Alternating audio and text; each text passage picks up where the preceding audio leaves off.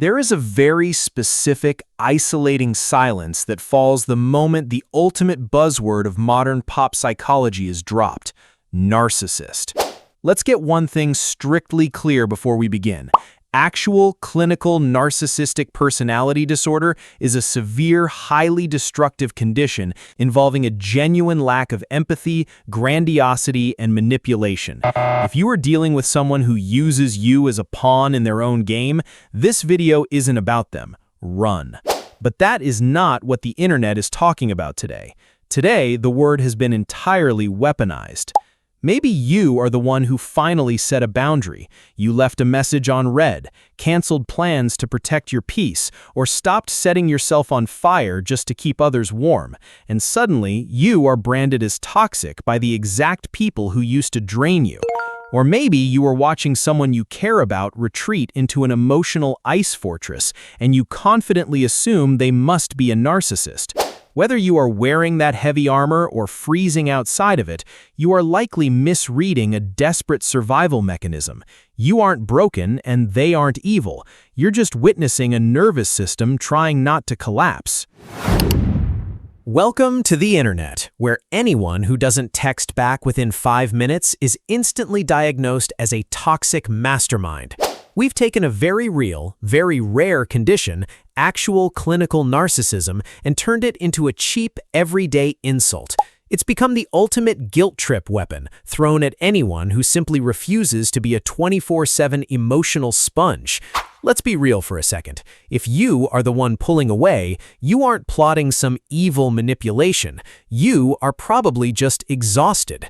The textbooks might call it hyper-independence or an avoidant attachment style. But in plain English, your nervous system has just been let down so many times that it finally decided, okay, we are safer doing this alone. And that sick, twisting feeling in your stomach when you finally say no, that isn't a lack of empathy, that's just boundary guilt. You've been programmed to believe that being a good person means constantly pouring from an empty cup. So hear this, people aren't calling you a narcissist because you have a massive ego. They're calling you a narcissist because they are mad that the free, all-access pass to your energy has finally expired.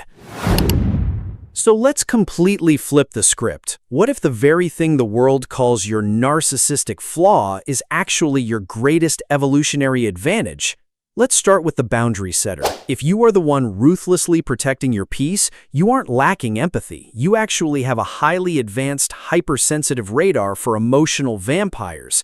It takes immense self-awareness and a high level of intelligence to look at a draining friendship, a chaotic family dynamic, or a one-sided relationship and calmly say, I am no longer funding this. That is not selfishness. That is radical self-preservation. You have finally realized that your energy is a finite currency, and you are simply refusing to go emotionally bankrupt just to keep everyone else comfortable in their dysfunction. And what if you were the one trapped inside that emotional ice fortress, or you are painfully watching someone you love hide behind one? Here's the twist. That cold, unreachable detachment isn't the result of an empty heart. It's usually the result of a nervous system that feels too much. People who build these massive, impenetrable walls often possess a brilliant but exhausted hypervigilant shield. Somewhere in their past, the cost of being vulnerable was so devastatingly high that their brain built a titanium fortress to ensure they never bleed like that again. They aren't keeping the world at arm's length because they think they are superior to everyone else, but because their inner sanctuary is so incredibly fragile. They aren't cold, they're just heavily guarded. Whether you're locking the door or wearing the armor, the secret is the same. It's not about ego, it's about surviving a loud, emotionally demanding world. Society rushes to label you a narcissist simply because it always demonizes the boundaries it cannot cross. But let me pause the psychology for a second, because here is where it gets genuinely fascinating. Have you ever heard of the philosopher Arthur Schopenhauer and his Hedgehog's dilemma? Imagine a group of hedgehogs on a freezing winter night. They huddle close together for warmth, but the closer they get, the more they inevitably stab each other with their sharp quills. To survive without bleeding out, they have to constantly adjust, pulling away to find that perfect, safe distance. They don't pull away because they are cold-hearted or selfish. They pull away because it physically hurts to be that close. When people carelessly label you a narcissist, it's usually just because you finally found your safe distance, and they preferred it when you were willing to bleed just to keep them warm. And neurobiologically speaking, there is a very real limit to how much you can care. It's a phenomenon called compassion fatigue. Your brain is not a magical, unlimited battery.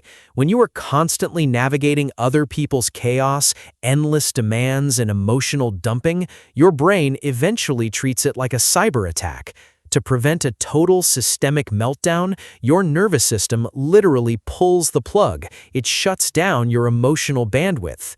You going quiet, leaving that text unread, or giving a flat, detached response is not a symptom of a personality disorder.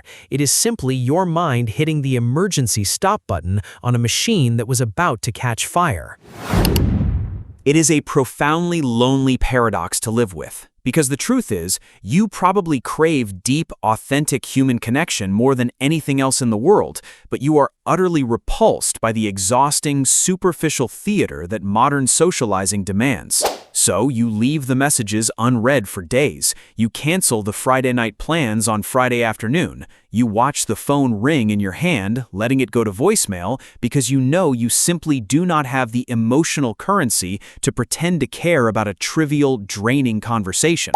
And this is exactly when the narcissist label is thrown at you like a stone. Society loves to pathologize the independence it cannot control, but what they don't see is the crushing, suffocating guilt you often carry behind that closed door.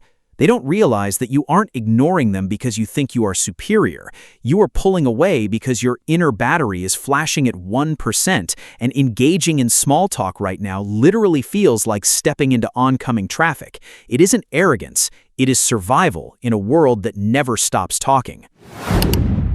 So let them call you a narcissist. Let them whisper that you're cold, distant, or impossible to reach, because the reality is, a fortress is supposed to have walls, and not everyone who knocks is entitled to the code to the gate.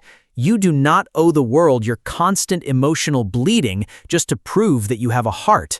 Your silence is not a punishment, it is a perimeter. Your distance is not a personality disorder, it is a masterclass in radical self-preservation. You survived a world that demanded too much of you, and you did it by building a sanctuary that only the truly safe are allowed to enter.